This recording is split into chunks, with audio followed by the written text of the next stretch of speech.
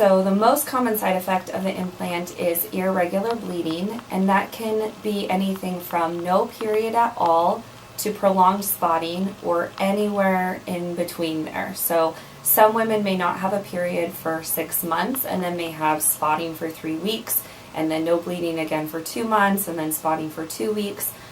Some women literally don't have a period at all after placement, and they may not have a period for the full 3 years of the implant.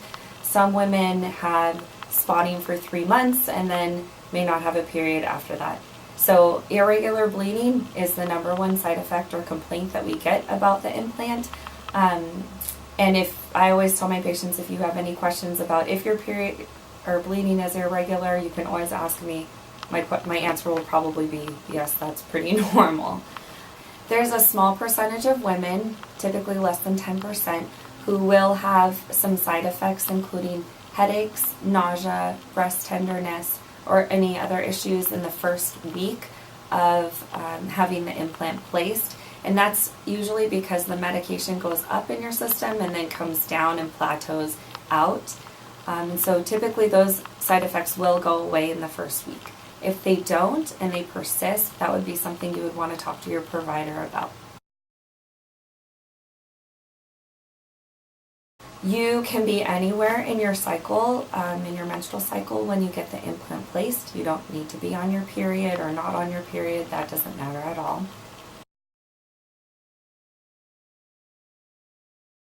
The implant does not protect you against sexually transmitted infections, so of course we still recommend that you use condoms or some barrier device when you're having intercourse, and that you're tested annually or every time you change partners.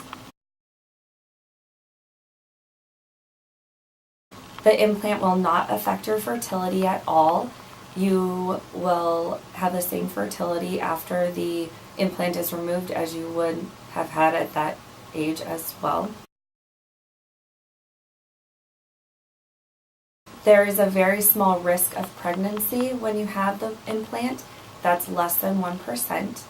However, because of the probability of having that irregular bleeding, you may not realize if you do become pregnant.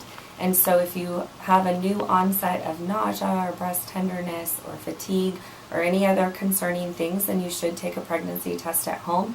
And if it's positive, you need to come in right away.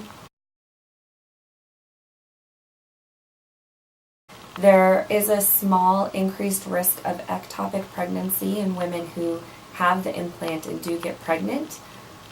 And an ectopic pregnancy is when you're pregnant not within the uterus, and so typically that's in the fallopian tubes or just outside of the uterus. That would still come back as a positive pregnancy test, and so in that case you would be coming into the office right away.